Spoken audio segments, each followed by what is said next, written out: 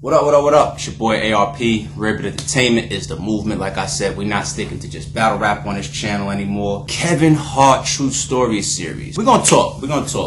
But let's jump into some new pickups real quick. I got the Air Max Terra Terrains, I think these are. The 90s. Drop a comment, let me know how y'all feel about these. It's got the sole, you know, the bottoms, pieces on the back, pieces by the laces. That kind of got like that lime ice texture and colorway to it. We also picked up a new pair, the Vapormax Plus. I like this colorway right here too. Look at that, man. That's dope. That's dope. And don't forget, starting this month, the merger is official, it's complete. Rarebit Entertainment plus Who Really Got Bars, ran by 40 Cal and his team. Weekly, every Monday, 6 p.m. Eastern, streaming live on the channel, content, virtual battles. Please welcome to the stage, one of Hollywood's brightest stars, Philadelphia's own, the Kid. Alright, let's talk about this True Story by Kevin Hart. I want to talk about range. I want to talk about acting range.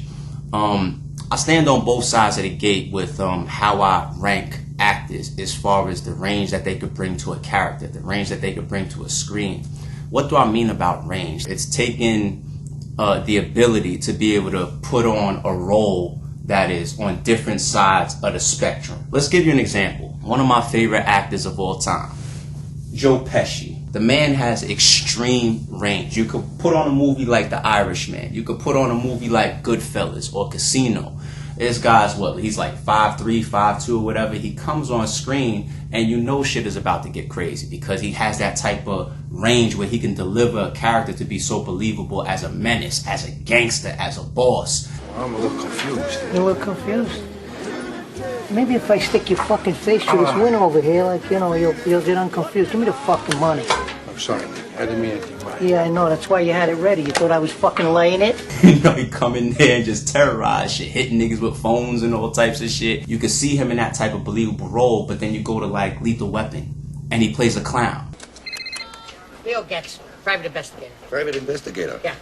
Yeah, Mr. Getz, I was wondering if you would be willing to investigate my privates. Investigate what? My privates, you stupid shit. Shut the fuck up. Oh, very funny, Riggs. You're costing me a lot of money here. Now, don't get it twisted. There's people that have very, very low range. They stick to what they're good at, yet they're still some of our best actors in the world. For example, Denzel Washington. You don't really see Denzel Washington in different modes. You really don't. I don't care if it's The Equalizer or Training Day or some of his throwbacks. For the most part, you kind of get the same Denzel Washington, but it's done at such a high level. It's done at the top of the ranks as far as being able to deliver a character, period. But then you also got people that have bad range and they're not good actors like Denzel to me. Like you got Keanu Reeves. You're gonna kill me. You're gonna fucking kill me. Why? Why? Because I fucked you? You fucked me! You fucked me! Think about how he delivers some of his lines. It's like so dull. It's not believable at all. Oh, maybe we should go then. It's just like, what? Like, really? That's how heartfelt you was able to deliver that line? Like, it's not really believable. But at the same time, Keanu Reeves does certain things that put him in those roles and makes him, you know, excel. Think about it, like The Matrix. The Matrix is built on programs and robots and all that type of stuff is in there. So you got somebody that delivers his lines and speaks robotic. It fits perfectly. John Wick is supposed to be somebody that from the exterior, you might see him pull up at the gas station, you know what I'm saying, with his old school whip. You don't know what type of guy that is. You know what I'm saying? It's meant to portray that type of character. Like, all right, it's just a regular guy. It looks like that. But then you kill his dog or you mess with him or something and you realize he's like one of the top killers and assassins in the world. So he fits that perfectly. And there's another thing about Keanu Reeves that makes him sit in like a John Wick or a Matrix perfectly as well. The physical stuff. People don't know how much training Keanu Reeves has been through. Like when he trains for the John Wick series,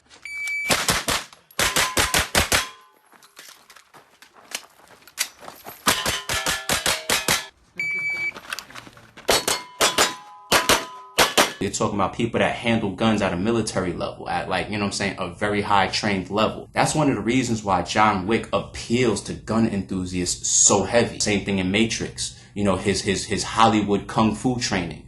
You know, he's not going to step out on the street and be some real life kung fu master, but on camera, he's trained well enough to deliver some of those scenes, and it looks extremely believable for the character. So we now went through all of that. I felt that that was interesting for us to, you know, chop up together. I think that's on full display of what Kevin Hart is attempting to do with this Netflix series. If you had to typecast Kevin Hart, what's the first thing that comes to mind when you think about his name? You think about comedy, okay?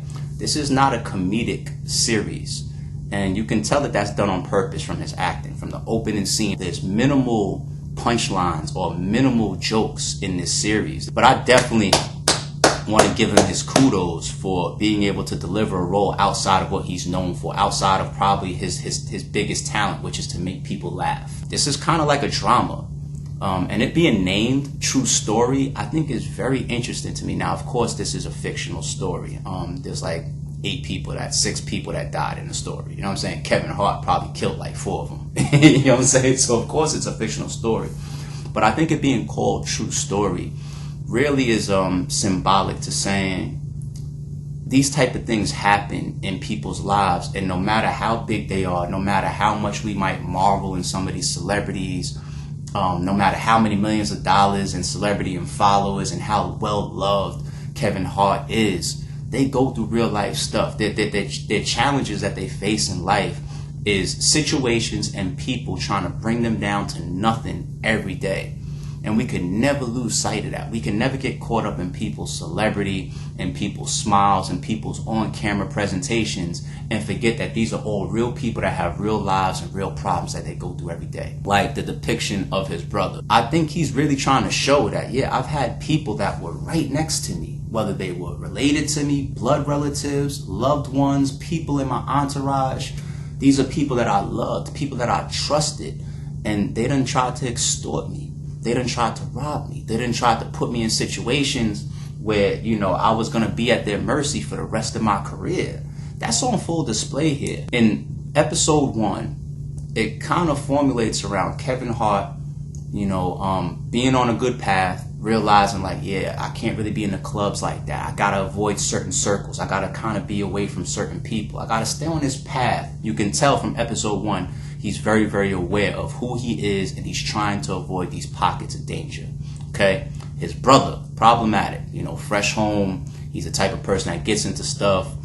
He's always selling Kevin Hart dreams. He's always coming to Kevin Hart asking for money. He's not turning around and making good on the things that Kevin Hart helps him with in life.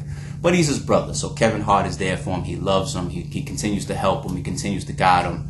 But you can tell his brother is problematic. He's the type of person that, even though you're my brother, I might have to love you from a distance. That's the second role played by Wesley Snipes. You know what I'm saying? And it's good to see Wesley Snipes back in Hollywood. I always felt like Wesley Snipes was one of the biggest stars in Hollywood, but he got to a point where he wasn't needed anymore. That happens in Hollywood. I think it's very, very clear that some of our stars in sports in Hollywood, they get treated very, very in a very high regard. You know, they got cases, NBA players and whatnot, they got cases that come up and swept under the rug. You know, they got people, powerful people that make sure that things go away and they stay out of trouble. Just go ahead and take to your mind how many big actors have had rape allegations or sports players or been in trouble, and that shit, you know, it gets handled. Some of these celebrities that get past their peak in Hollywood, and this is a reminder that these guys are never the top of the food chain. And I feel like they're done away with easily because they're not needed anymore. They're not bringing in these big blockbuster films anymore. You know, like, I don't feel like when Wesley Snipes was at his peak doing Passenger 57 or that type of stuff, that they would have let him go away to jail for tax evasion. You know what I'm saying? I just don't believe that. I could save that conversation for a whole nother blog. This is a toast to my little brother. Always got my back. Must be nice to be a celebrity. Back to episode 1 and how the drama really kicks off. So Kevin Hart's in the club. He's with his brother. His brother's, you know, sending him drinks and everything like that. Kevin Hart's like, damn, I don't really drink like that anymore. He's got that influence of his brother there, so he starts sipping away or whatever. Long story short, there, He wakes up in the morning, this girl he took home. Dude, you got a dead woman in your fucking bed. Next to you. Fuck. Whether you're a celebrity or a regular person, like, that's gotta be a little traumatizing. And I thought from the jump, I thought something was up, because it was like his brother was too close to it. He was too on top of it. He kind of was like right there, like, yo, this girl next to you is dead. Kevin Hart's like, what? So his brother comes up with a plan to call up a gangster that knows how to get rid of bodies. Took a lot of people with me. Whole lot of fucking people, and all those people rely on me now. And now you rely on me. From there, everything just continues to go downhill. I won't kill the ending for y'all. Some of it was a little obvious. Some of it I seen coming. I didn't know who was going to be the one to handle certain situations at the very end, but I knew it was going to pan out kind of like that, the way it ended in this series. It was a little over the top how it ended, like, really? Like 4 or 3 right there, really? But it came to the conclusion that it had to come to, based on all the dramatic stuff, whether believable or unbelievable, was already happening throughout the series. Anyway, I'm going to go ahead and give it a 7.5. It's worth the watch. It's not that long of a series. It's not some super high level series like a Ozark, of course, or Narcos, but it's done well. The acting is good. Kevin Hart is believable outside of a comedic role. I think he did a good job there. And to see Wesley Snipes there as the co-star, everybody know what Wesley could bring to the scene, and he didn't lose a step. And yeah, let's all accept Kevin Hart to step outside of comedic roles. If we see him do series or movies that's non-comedic or dramas or whatever, I think this was a good template and a good way for him to prove to his fan base, as well as just series and movie watchers, period, that yeah, you could sell Kevin Hart and those type of characters.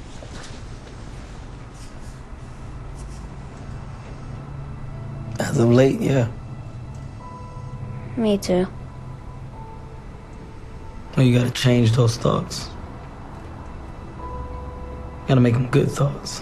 I'm gonna leave it there. Let me know what I should be checking out next. I would double back and do Squid Games, but you know, that's kind of late. The whole world knows what's up with Squid Games at this point. So it's your boy. I'm tuning out, man. Appreciate y'all tuning in. Drop a comment once again. Let me know what y'all want me to recap next when it comes to series and movies.